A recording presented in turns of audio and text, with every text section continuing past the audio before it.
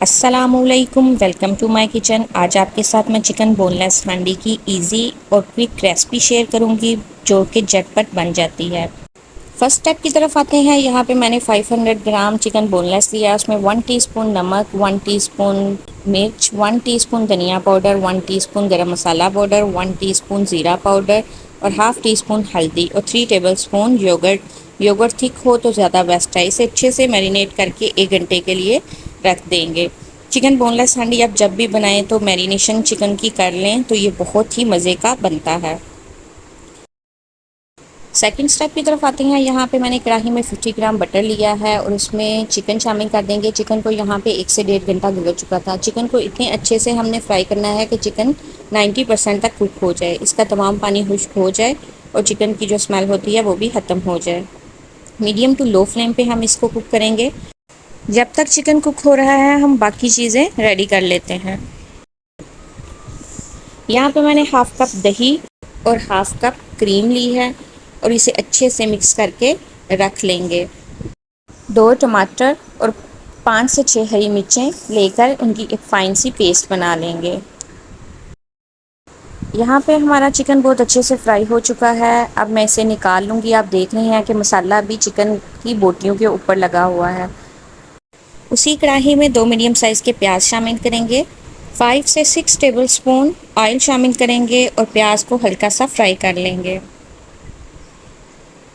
उसके बाद इसमें 1 टेबलस्पून लहसुन अदरक की पेस्ट शामिल करेंगे और अच्छे से फ्राई कर लेंगे ताकि इनकी रॉ स्मेल ख़त्म हो जाए। जब तमाम चीज़ें अच्छे से फ्राई हो जाएं तो जो हमने टमाटो प्यूरी बना के रखी थी वो शामिल करेंगे और साथ ही हम इसमें मसाले ऐड कर देंगे। हाफ़ टी स्पून नमक, क्योंकि नमक हमने पहले भी चिकन में शामिल किया था। हाफ़ टी स्पून मिर्च, हाफ़ टी स्पून दादर मिर्च, हाफ़ टी स्पून धनिया पाउडर, हाफ़ टी स्पून ज़ीरा पाउडर और half tea spoon paprika powder. और उसके बाद हम मसाले के बहुत अच्छे से बुनाई करेंगे इतनी कि टमाटरों का पानी भी खुश्क हो जाए और ये ऑयल भी छोड़ दें।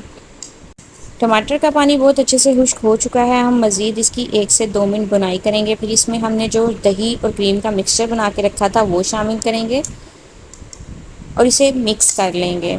मिक्स करने के बाद हम इसमें चिकन शामिल कर देंगे और मिक्स कर लेंगे। जब इसको एक जोश आ जाए तो आंच को मीडियम टू लो फ्लेम पे कर देंगे और 15 मिनट के लिए कवर कर देंगे ताकि ग्रेवी अच्छे से पक जाए और ऑयल भी इसके ऊपर आ जाए। यहाँ पे 15 से 20 मिनट गुजर चुके हैं। हमारी चिकन बोनलेस हांडी तैयार है। आप देखें ये कितनी मज़े की लग रही है। खाने में तो ये बहुत ही टेस्टफुल थी। आपको रेस्टोरेंट जैसा जायका घर में ही मिलेगा। आप इस रेसिपी को ज़रूर ट्राई कीजिएगा। अब इसमें हम 1 टेबल स्पून कसूरी मेथी हाथ से हल्का सा क्रश करके वो शामिल करेंगे और आंच बंद कर देंगे और इसे 10 मिनट के लिए कवर कर देंगे ताकि मेथी की स्मेल सालन में मिक्स हो जाए। अगर आपको मेरी रेसिपीज़ अच्छी लगें तो मेरे चैनल को सब्सक्राइब करें और अपनी फ्रेंड और फैमिली के साथ शेयर करें।